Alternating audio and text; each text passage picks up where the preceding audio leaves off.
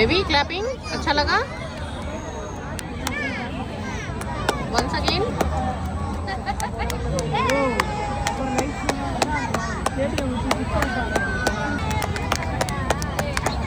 Flashlight तो आ गया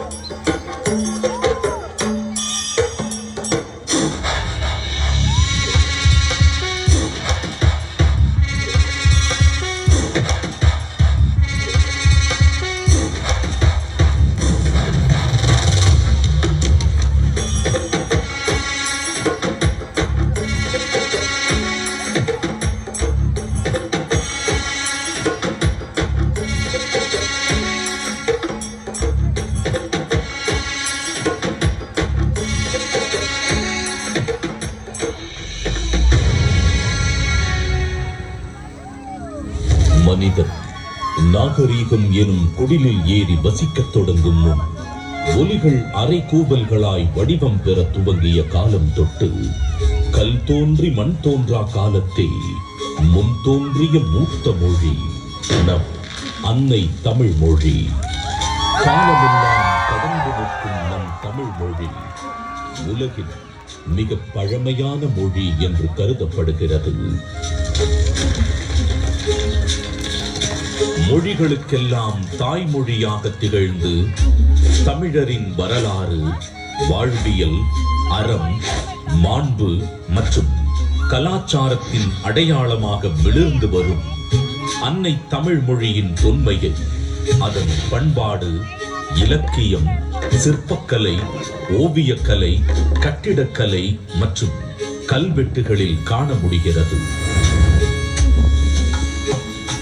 3 பிரிவுகள், 133 அதிகாரங்கள், மொத்தம் 1330 குறள்களில் இப்பாரினை அளந்து இவ்வுலகிற்கு இன்றியமையாத பொதுமறையை இயற்றித் தந்த தமிழ் தாயின் தலைமகன், வையத்துள் வாழ்வாங்கு வாழ்ந்த தெய்வ புலவர் திருமகனார் திருவள்ளுவர்.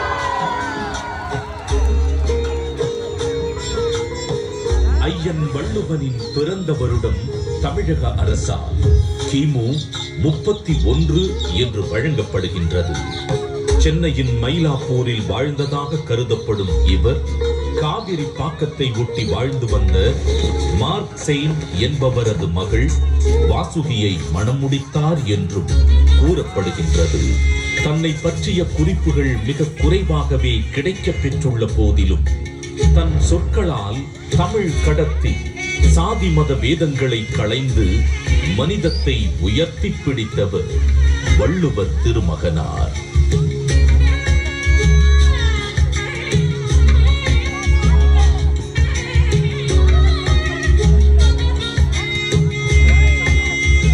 சுமார் 2000 ஆண்டுகள் பழமையான சங்க இலக்கியத்தில் 11 கீழ் கணக்கு நூல்களில் ஒன்றான திருக்குறளை தமிழ் மொழியின் தலைசிறந்த நீதி நூல்களில் ஒன்றென கூறலாம்.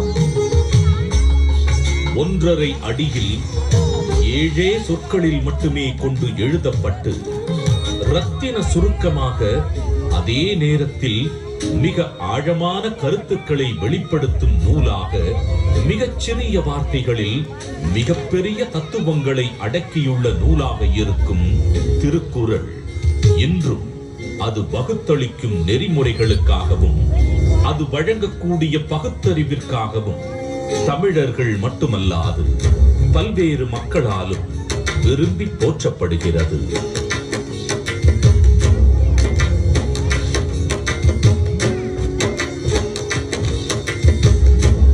அறம், பொருள், இன்பம் என்று 3 பிரிவுகளாக அமைய பெற்றுள்ள திருக்குறளில் முதல் பகுதியான அறம் எனும் பிரிவில் மனித ஒழுக்கத்திற்கு அடிப்படையான மெய்யியல் மற்றும் தத்துவ